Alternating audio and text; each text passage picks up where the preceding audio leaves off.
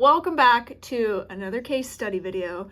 This is going to be a 3-part series on a dog named Finn. He's a private lesson client that ended up having a much bigger problem than I actually anticipated. So as crazy as that was, this dog is not actually human aggressive. Like, this is his only problem. Other than this, he's very lovable and sweet with people. He gets excited when they come through the door. He wants to jump up on them, which is a problem, but in a different way. This is truly his only problem. Technically, is this resource guarding? Sure, if you want to look at it that way, but ultimately, talking with the owners, what it boils down to is he does not want to comply and drop a toy when they are playing a game. He is naturally very possessive, and that's not a quality that I'm going to take out of him. It's not a problem. It's just the lack of cooperation paired with the possessiveness that is a problem, and we'll get into that. But this is an issue that they've kind of had for years. I just didn't know it was this extreme. If I had known, I probably would have recommended doing a board and train, but we walked into a private lesson and I was like, oh shit, this is not what I was expecting. So let me back up a little bit. This is something that they've dealt with for basically probably Finn's whole life. They must have gotten a taste of it pretty early on and didn't really like this side of him, and not knowing how to deal with it as owners, I totally get where they're coming from. They found that if they just like traded him for a treat, he would happily let go of the ball, come get the treat, and then they could pick it up and continue playing. And while surface level, that doesn't sound like a problem, we will dive into why it actually is a problem. But they've kind of just been tiptoeing around the real issue because they've like basically kept the bomb diffused, so to say, for, I think he's 7 or 8 years old, for his entire life. Like, they knew they didn't want to see that side of him. This was the one thing that they could do. They could trade, they could bargain, they could do business deals with him to make sure that they didn't see that side of him. But as you can see, when I come in and say, hey, we're not going to play in the way that you're used to for your entire life, it caused some violence for him. So we don't have real cooperation and we don't have real compliance from him. We just have a very transactional, bargain-filled relationship. And that is ultimately what I want to fix to make sure that this is not a problem long term. So I'm going to let this play out and then we'll chat.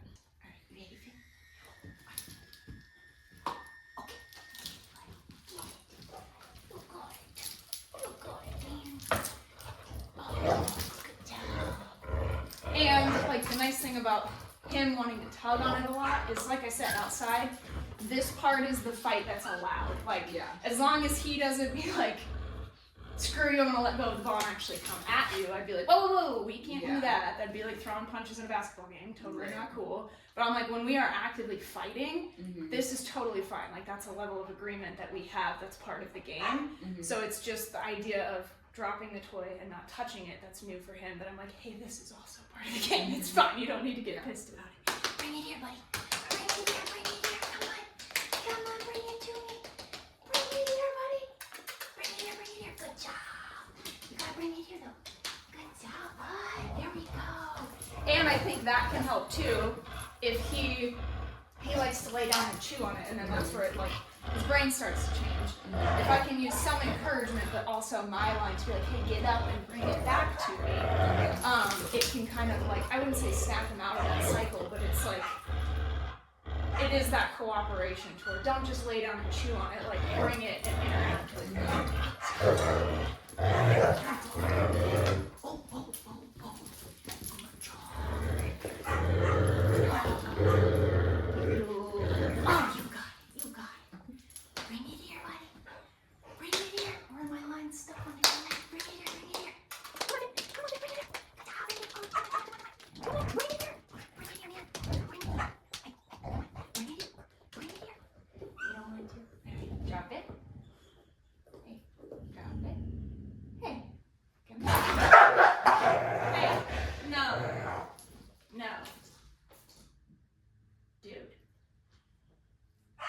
No, Finn.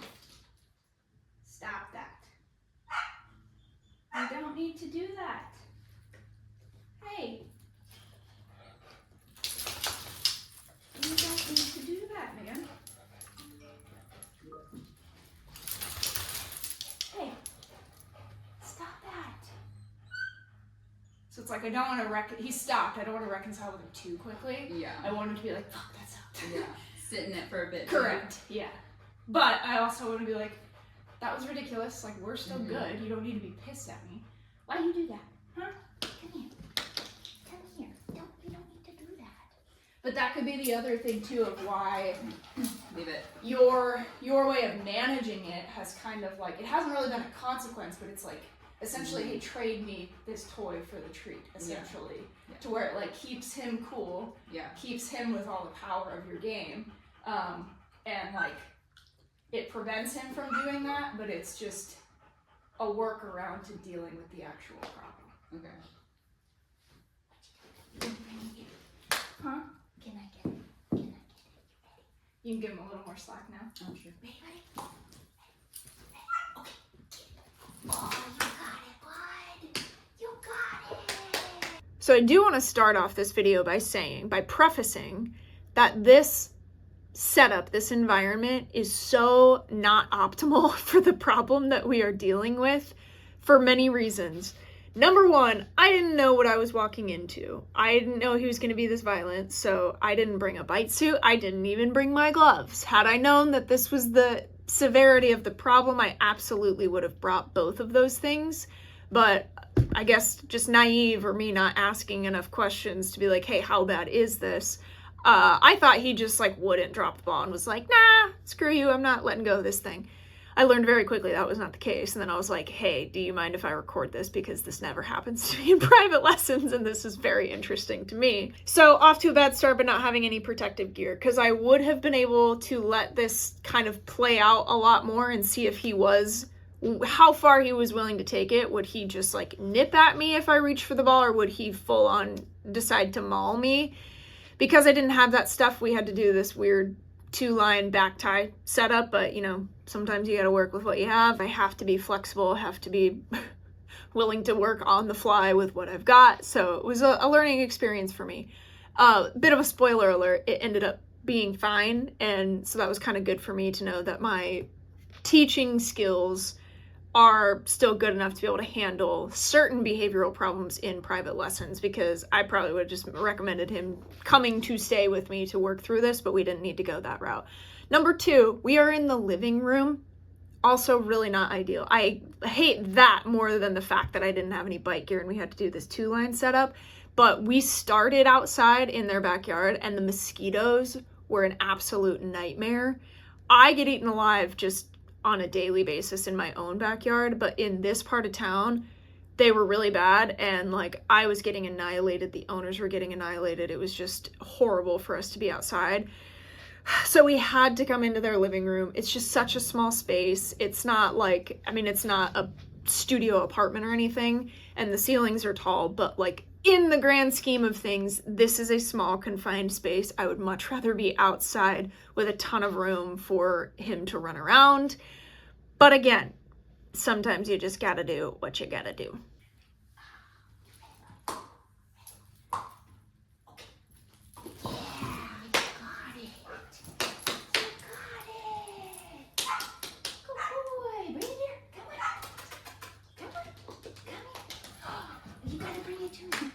Without the toy. Bring it here, man. What? Here, Finn, get it. Hey, no. No. Finn, no. No. Dude. No. Stop that. Hey. Hey. Dude.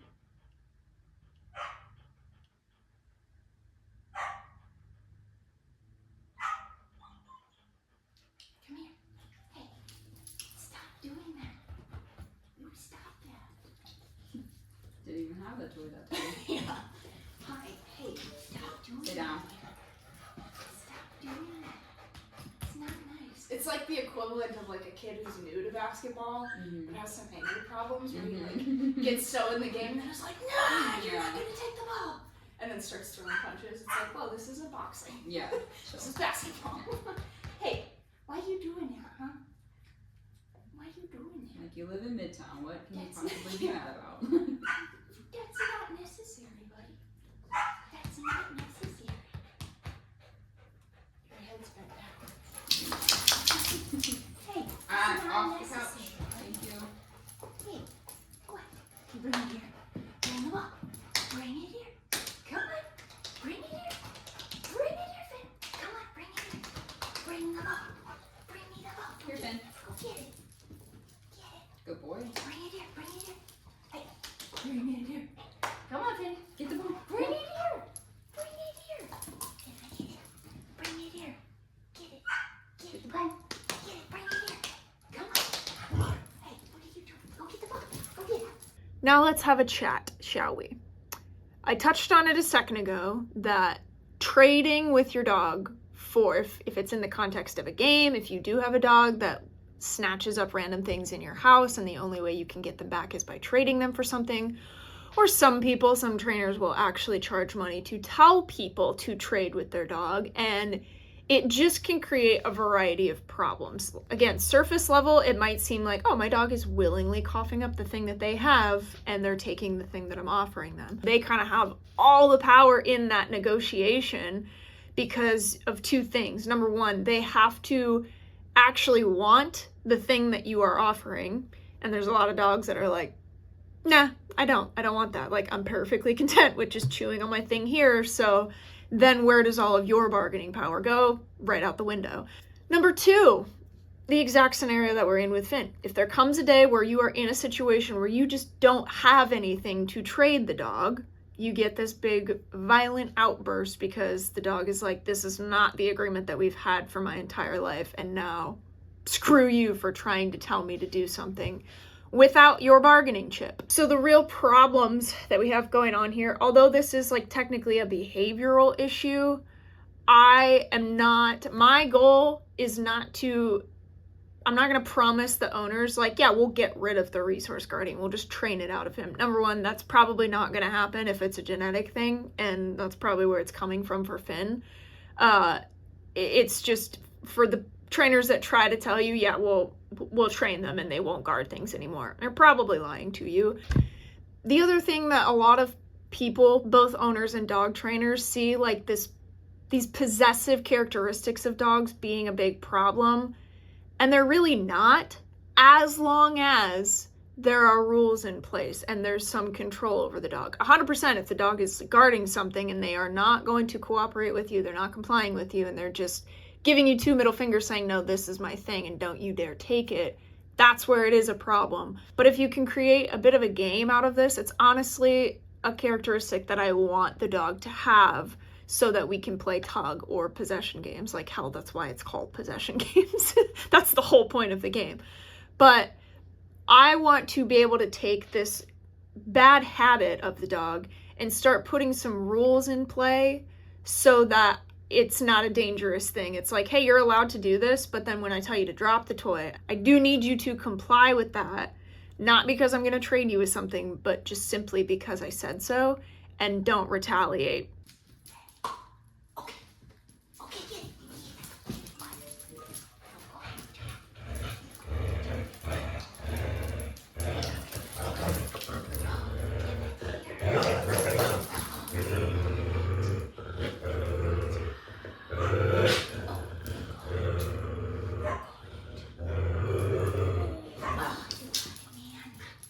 You drop it. Good. Come here. Come here. Come here, buddy. Come on. Come here. Come on. Come on. Good. Come here. Come here. Come here. Good job. Good boy, buddy. Good boy. So I'm just trying to take baby steps here because like even the first couple of times, me telling him to drop it, he automatically starts hovering over it and doing the weird thing. Yeah. So it's like, I'm not going to create more conflict by just automatically trying to grab it, but can I get into your brain a little bit, get you to it? You at least did drop it. Now I'm like, can you step away from it? And instead of just going into growling, he's like, okay, it's hard, but I'm doing it. Yeah. And we're preventing him for right now from doing the bad thing. Okay. Hi, buddy. Okay, get it. Good job. and then I can release him back to it so that it's again playing with space to where we're not just like reaching for it because we know that's the problem, but like, hey, I'm telling you to let go of it. Come to me. It's just a couple of feet, and then I will let you get the toy back again. Yeah. Does that make sense? That makes sense. Okay. The growling I don't have a problem with. Like that's a lot of dogs like just how they express like I'm really into this. This is fun. But there's like I can tell a different tone where he's about to get pissed because he's like we're fighting for a little bit too long, and that's not what I'm used to. Yeah. So it's like I want to. Basically, we're teaching some emotional regulation here too, to where it's like I'm getting you to a point where you kind of lose control, but teaching you how to still control yourself. Because I think that's with everything else, like without the compliance or the authority, he's just like he gets so worked up, but so quickly. And especially when you try to grab the ball, he's just like, hell no, I can't control myself. Hi, hi. But and then that way, like we have moments where I'm being serious and I'm like, you can't fucking do that. So now I'm gonna bring the squirt bottle out. But still, I'm like, hey, we're having a good time. It's not just me trying to be a dictator and like we're instilling rules, but not in a way that I'm just like kicking his ass. Yeah. But like the overall theme of this is it's still fun, but there's gonna be moments that I don't like that we have to work through. Okay. Another thing I want to point out too is that this is the first session, and I am technically punishing him for these explosions that he's giving me. Now, I'm doing it with a squirt bottle, so if anybody has a problem with that, fucking get a life. Like, come on, give me a break here. But it is something that he finds aversive. It works. It snaps him out of it very quickly. And if I had my bike gear, I wouldn't have had to do this. I could have let it play out. I could have let him maul me and it wouldn't have been a problem. That would have been beneficial for a variety of reasons, but I didn't have that. So we had to resort to stopping the behavior on day one to have some sort of a way to interrupt this pattern that's been going on for so long, because now we're no longer playing the game that Finn is used to where he has all of the control. He has all the bargaining power because they've just been essentially tiptoeing around the issue and they don't want to see that side of him. So they do whatever they can to prevent that side from coming out.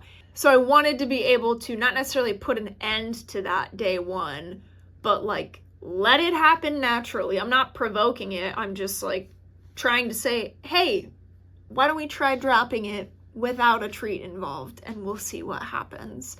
And then this is the side that I see.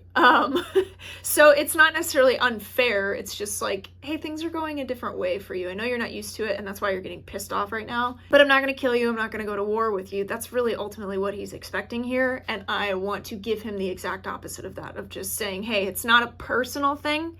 It's not about me and you. It's really just about the ball and how you're acting with it and how that's inappropriate. No. He's all wrapped up in the... That's all right. Okay, good job. Good boy. So it's like just trying to show him, hey, I'm working with you here. Like, you're playing a very one-sided game to where you're trying to control everything that's going on.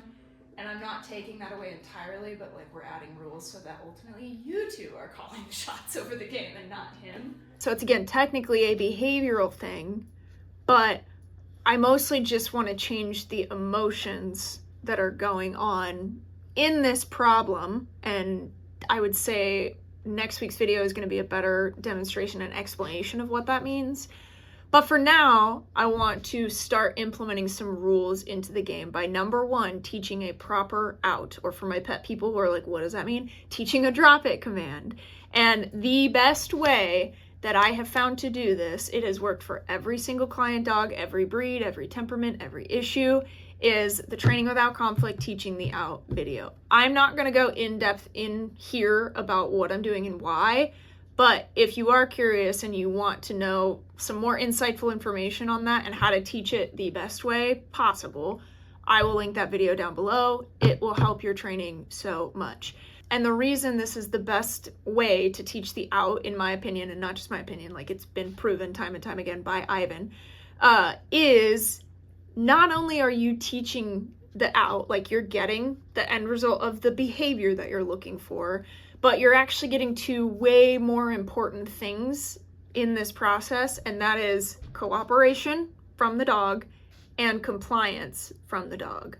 And while those kind of seem like they're one and the same, cooperation is like, hey, we're playing a game together where we are both agreeing to play by the same rules. We're going to have a good time. I'm not trying to cheat or one-up you in a way that's unfair, but that we can have these mutually agreed upon rules so that we can continue this interaction, and it's not favoring you and it's not favoring me. The compliance side would be, in Finn's case, hey, there's going to be moments where you don't want to do what I'm asking you to do, i.e. drop the ball, but it's part of the game and you just have to because I said so. So in his mind, if he's like, nah, fuck you, I'm not dropping this, I want to take it from that to like, no, I don't want to, but fine. I guess I'll spit it out because that is a rule that you've implemented in this game and I have to abide by it. And like I said, the way that it is taught in that video and how I implement it with every dog teaches both of those principles or concepts better than anything else out there. Hey, drop it. Okay, come here. Come here. Come here. You come here. Hey, buddy. You gotta come all the way here. Finn, come here. I think come over on that side too. Come here. Come here, buddy. Hey, come here. I know you want I'm it. moving the ball closer, sorry. I'll let you get it. Come here. Finn, come on. Come on. What is that? No, you gotta come here. Come here. Good job. Okay, get it. Oh, sorry. Get the ball. Get the ball. Good job. Good job. So things are changing. Yeah. It's not like Improving. perfect, but yeah. But we're not getting angry Finn right now, so that's great. Not yet. It's just bubbling below the surface. Yeah. Drop it. Come here. You can do it. All the way. You can give him a little more slack. Come here, buddy. Good job, bud. Yeah. Boy. That's a good boy. Good job. Okay, go get it. Not me. Get the ball. You got it. You turd. All you like to do is lay down and chew on it. Come on, Finn. Finn, bring it here. Bring it here. Good job. Good job, buddy. Gotta get my gloves. Hey, don't shred it. Don't you dare. No. Hey. No. No, Finn. No. No. Stop that. Hey. Stop it. Don't do that. Not necessary. Why do you do that? Why do you do that? Why do you do that? Don't do that. Don't need to get angry. Don't get angry. You sit.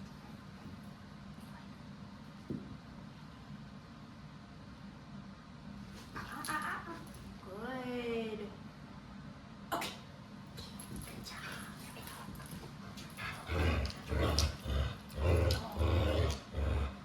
Try something a little different. Drop it. Drop it. Drop it. Drop it. Finn, drop it. Drop it. Hey, drop it. Drop it. Good. Okay. There we go. Good job. Oh, good. Oh, Finn. You knocked me over.